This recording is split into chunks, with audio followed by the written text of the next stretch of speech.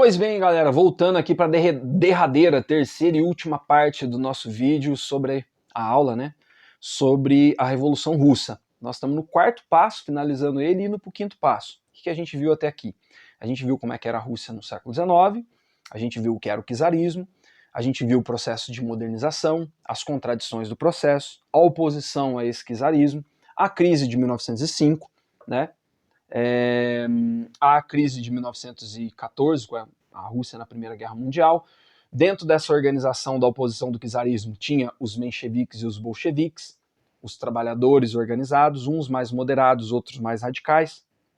Os mais moderados aproveitam a situação e o caos e fazem uma revolução em 1917, fevereiro, começo do ano, e depois o Lenin vai liderar um processo vulcânico, vamos dizer assim, para a grande revolução ali, essa que vai durar até 1991, a revolução dos bolcheviques, a revolução mundial, a revolução comunista, como você queira chamar, em outubro de 1917. O governo foi nada fácil nesse começo, porque apesar dele sair da guerra, perder território e tal, não sei o quê, houve uma guerra civil. De 1918 a 1921, tá rolando uma treta de vários grupos que estão contra o Lenin. Outros países capitalistas, os absolutistas, os mencheviques, os camponeses que não entendem a reforma agrária, enfim. Depois de muita gente morta, quase 2 milhões, mais de 2 milhões de pessoas mortas, você tem o fim dessa guerra. E aí o Lenin fala, pô, agora vamos sair desse socialismo aqui, né, comunismo de guerra, e vamos tentar botar o país para andar. E aí só que faltam parceiros. E aí fala, pô, e aqueles territórios e tal, aqueles antigos membros ali, né, faziam parte do Império Russo. Vamos fazer uma proposta. A Rússia é forte, a Rússia pode propor essa parceria, e aí você toma esses territórios como aliados, 15 territórios na verdade, forma uma união das repúblicas socialistas soviéticas, mostrei aqui para vocês.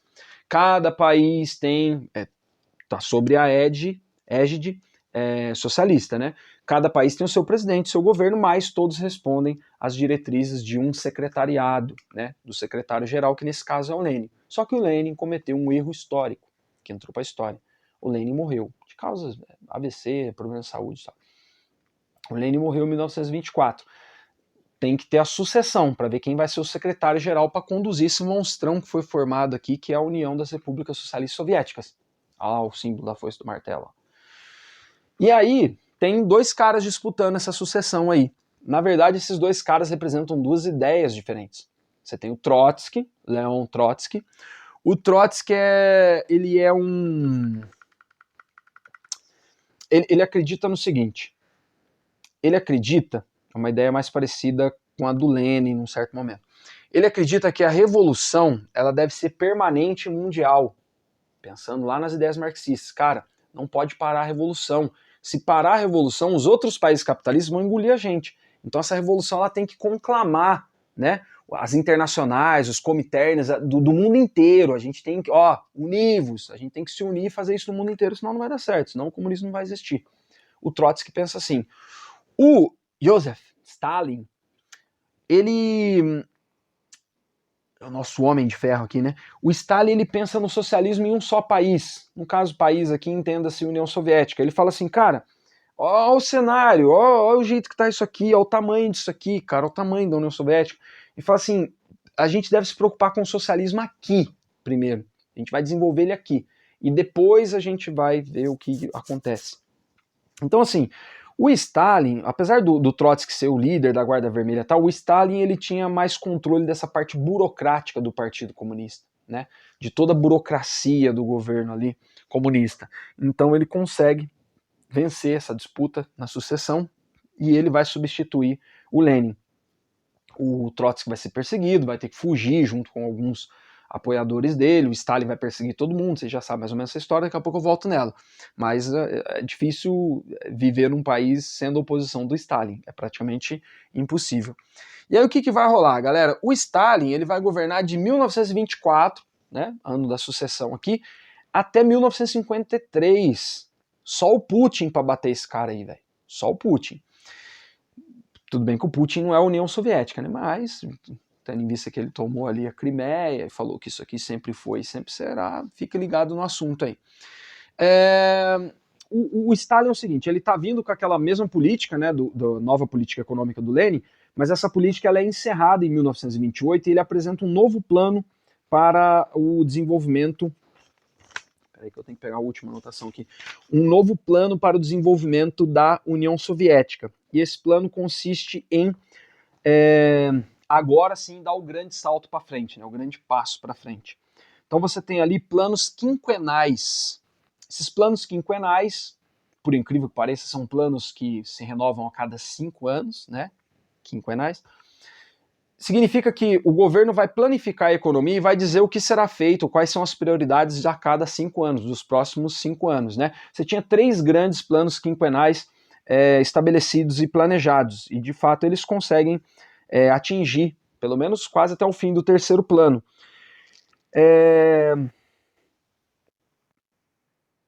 Você tem. É o seguinte, deixa eu falar das 3 fases aí desses planos quinquenais.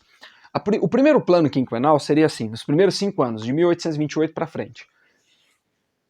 O primeiro passo é você organizar a parte agrária do país. Então você precisa organizar essa parte agrária porque é dali que vem comida e dali que vem os produtos que vão ser comercializados.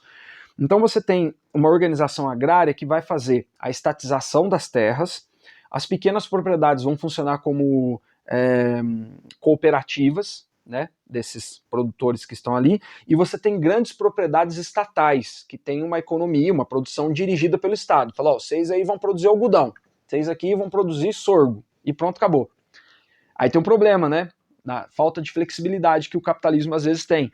Uma economia planificada, muita burocracia, decisão feita de longe. Então eu aqui no governo central, ó, manda lá, fala para aquele pessoal ali produzir algodão, e aquele ali produzir sorgo. É tanta burocracia às vezes que aí o cara aqui do algodão falou, aqui não dá algodão, aqui só dá sorgo. Interessa, vai produzir algodão. O do sorgo falou, aqui não dá sorgo, aqui só dá algodão nessa terra aqui, interessa, vai produzir sorgo. Sei lá se eu inverti, mas você entendeu, né? Existe uma falta de flexibilidade nesse sistema produtivo, isso é ruim. Né? Então você tem ali crises ali que vão matar milhares de pessoas de fome e tal, mas a ideia é tocar ferro e fogo, não tem democracia nesse processo aqui, é o partido lá decidindo tudo que vai ser feito, lógico, mas aí você está tocando um processo ali de abastecimento, cala a boca, a gente quer algodão porque eu vou vender algodão para fulano aqui, para outro país, tal. Então você tem uma economia planificada assim. E nesse primeiro plano quinquenal também, você tinha a ideia de o desenvolvimento de uma indústria de base, porque a Rússia, lembra que estava atrasada e tal, então ela precisava desenvolver uma indústria de base para começar a pensar numa indústria nacional desenvolvida, né? E isso vai ser feito com a mão do Estado. Nesse momento é como se a Rússia vivesse nesses 5 anos aqui a União Soviética, perdão, a sua revolução industrial, cara, porque aí o Estado dá o que tem e o que não tem para industrializar a União Soviética nesse momento, né? O segundo plano quinquenal seria ali algumas medidas de estímulo ao consumo já que organizou agricultura e indústria. Você tem ali uma ideia de consumo, mas sem o lucro, sem a mais-valia, o que na prática é bem complicado também. Na prática você acaba gerando um excesso de burocracia que acaba gerando até corrupção e uma concentração de poderes nos altos cargos do partido e tal, do Partido Comunista, né? Mas nesse segundo plano quinquenal, que vai de 33 para frente, você já tem ali um projeto de investimento em educação e investimento em tecnologia. E por último, né, nos de 30 e agora 33, 38, de 38 para frente começa, mas a Segunda Guerra Mundial interrompe isso, né? Um terceiro plano quinquenal que seria investir, já que investiu em educação, indústria e tal, agora a gente vai investir nesse terceiro plano quinquenal em tecnologia e poder bélico. Eles até começaram a fazer isso e fizeram muito rapidamente. A ideia é a seguinte, galera. Nesse momento, você tem um socialismo sendo desenvolvido aqui de uma economia planificada, sem negociar com a sociedade o que é melhor e o que não é. O governo está pensando a médio e longo prazo e foda-se se isso vai matar gente no meio do caminho. Lógico que isso é abominável, né? Num regime totalitário, que é o regime stalinista. Depois a gente vai caracterizar ele como regime totalitário. O Hitler também fez a Alemanha crescer. Nesse momento aqui, o capitalismo está em crise, o liberalismo está em crise, está rolando a crise de 29 lá, aqui na União Soviética não está rolando crise, enquanto o mundo está se arrebentando lá com a crise do capitalismo, a União Soviética está crescendo. Por isso que eu coloquei aqui que foi um sucesso, entre aspas, por quê? Não há dúvida, olhando para os números e para tudo que aconteceu, que nesses planos quinquenais, e desde a política do Lenin, né, atravessando esses planos quinquenais do Stalin, galera, em 20 anos, a União Soviética dá um salto talvez jamais visto na história da humanidade, cara. Porque nós estamos falando de um país que estava ali numa guerra civil, atrasado, não sei o que, tal, acabando com servidão, não sei o que, e tipo assim, 20 anos depois você tem um bloco aqui, né, a União das Repúblicas Socialistas Soviéticas, rivalizando com quem? Com os Estados Unidos, cara. Isso não é pouca bosta que está acontecendo. Então, assim, a gente pode tirar os méritos de muitos lugares, mas falar que não cresceu, que não deu certo, sim, mas lembra, a Alemanha também tinha crescido. O Hitler tinha zerado o desemprego, precisa ver como que isso foi feito. É aí que eu entro com a ideia, para finalizar, da teoria e da prática, porque, assim, na teoria, isso funciona que é uma beleza. Na prática, cara, existem muitas contradições. Por quê? Ao mesmo tempo que a União Soviética nos anos 50 está rivalizando a corrida espacial e pondo gente no espaço, você tem um país que tem ainda desigualdades brutais e gigantescas. Quando eu falo país aqui, gente, é força do ar, tá? Mas é a União Soviética. Você tem uma União Soviética com desigualdades brutais, você tem uma ditadura que promove esse crescimento, não há democracia, o custo disso humano é muito alto, você tem prisões, perseguições, execuções, os famosos expurgos. A oposição do regime teve um expurgo, a galera ou fugia, ou morria, ou ia trabalhar num campo de concentração, num gulag. A gente fala muito dos campos de concentrações nazistas, né? E aqui a gente não quer passar pano para lado nenhum da história, porque o que aconteceu, aconteceu, né? A gente está analisando os fatos. Cara, milhões de pessoas perdem suas vidas nesse processo autoritário, não democrático da União Soviética. Ela também foi um regime totalitário. A gente vai olhar isso numa aula mais para frente sobre o totalitarismo, né? Então você tem as pessoas no campo passando fome, e assim, falta de acesso ao governo, é um caos também. Sabe as contradições, o contraste? Tá aqui, ao mesmo tempo que você tem ali a União Soviética mandando gente para o espaço, isso produziu uma tragédia humana também, né? O próprio Trotsky, né, oposição ao Stalin, foi assassinado de forma terrível depois no México, né? E, bom, eu vou mostrar depois umas fotos aí para vocês. A Sibéria, então, vira um grande campo de concentração ali, os gulags, né? Lá é mato, né? Isso vai ter bastante lá. Extradições, expurgos, enfim. E também existe, lógico, um culto, né? Como é típico de um regime totalitário, depois a gente vai falar disso, mas existe um culto à personalidade aqui do Stalin, né? O grande condutor, aquele conduzindo. Então tem toda uma ideia construída em torno dele, uma propaganda de Estado em torno desse líder, tá? Depois a gente volta nesse assunto para falar, conceituar isso como um regime totalitário. Agora era mais para você entender de onde a Rússia parte no século XIX e como que ela chega aqui na mão do Stalin, tá bom? Então, assim, tem uma contradição nesse processo. Ah, cresceu, a sociedade se desenvolveu, ficou muita coisa ali, né, de tecnologia e tal. Cara, os caras vão bater de frente com o Hitler e rivalizar com os Estados Unidos, mas isso teve um custo muito grande que a gente sempre precisa lembrar, a gente nunca pode esquecer. Você tem aqui, ó, eu coloquei alguns exemplos de fotos que são manipuladas pelo governo do Stalin para tirar os seus opositores da história, tipo o 1984, o livro, sabe? Não, 1984 não. Sim, 1984. Tá, veio o Admirável Mundo Novo na cabeça. Mas é o 1984 que tem o Ministério da Verdade. Aí os caras vão filtrando ali o que vai ser contado, o que vai entrar para a história ou não. Aqui, ó, a foto original, o Lenin discursando ali em 1917, no calor da Revolução, e o Trotsky aqui, ó, depois viram nada, né? Aqui, ó, o Lenin, o Trotsky. Estava sempre juntos os dois, né? O Trotsky, chefe da Guarda Vermelha, cara, tem um mérito incrível na Revolução. Ó, cadê o Trotsky?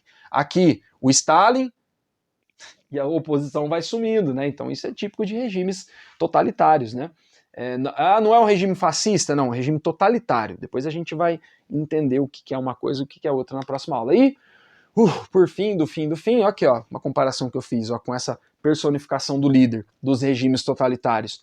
Os regimes totalitários tipo o salazarismo, o franquismo, o fascismo, o nazismo, o stalinismo e até o getulismo em alguns momentos, né? Aqui, ó, os líderes com as criancinhas, a inspiração de onde vem. A gente inspira no Stalin, no Hitler, por isso que dá isso aqui, né? Contexto, vamos contextualizar depois tudo isso. Tá bom, galera? Então, ó, fizemos aqui, ó, foi longo o rolê, mas assim, eu suspeito que não dava para eu tirar muito mais do que eu já tirei daqui, tá? E se você olhar nessa aula aí, o que estava programado era a gente falar um pouquinho de tudo, mas às vezes você fica muito jogado, então eu preciso estabelecer essa linha de raciocínio até para eu conseguir contar a história para vocês. Então nós falamos, ó, desde o século XIX, o que era o czarismo e como que a Rússia entra num processo de modernização, o Império Russo, até a crise do czarismo, com as contradições da modernização e o fato da Primeira Guerra Mundial agravar o processo. Falamos das revoluções de 1917, a menchevique, a bolchevique, uma mais moderada, a outra a radical, a mundial, a comunista, aquela que vai durar até 1991. E depois você tem o governo do Lenin, que a gente analisou, com as políticas e as medidas. E por último, agora demos uma passeada muito de leve aí em cima do stalinismo, né? Essa ideia de planos quinquenais, uma economia planificada, como é que funcionou o socialismo dentro desse regime da União das Repúblicas Socialistas Soviéticas. Beleza? Essa foi a nossa aula 43. Para você que está assistindo o vídeo aí com a velocidade alterada, traduz isso aqui então, Cambodja Dablikat, Cambodja Dablikat. Vê o que eu falei acelerado aí. Se você conseguir, eu te dou uma caixa de bombom. E o que vai rolar? Ih, cara, vai rolar a crise de 29, a crise do capitalismo. Será que o liberalismo teve crise e tal? Vai rolar a crise de 29. Aí quem que vem salvar o capitalismo? O Estado, cateta de fora. Fala, vai, mano, que eu te salvo.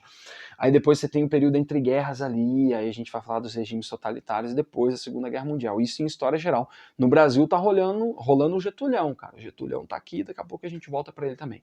Mas isso só no próximo rolê, que hoje a gente já cansou. Bom dia, boa tarde, boa noite, boa vida para todos e todas.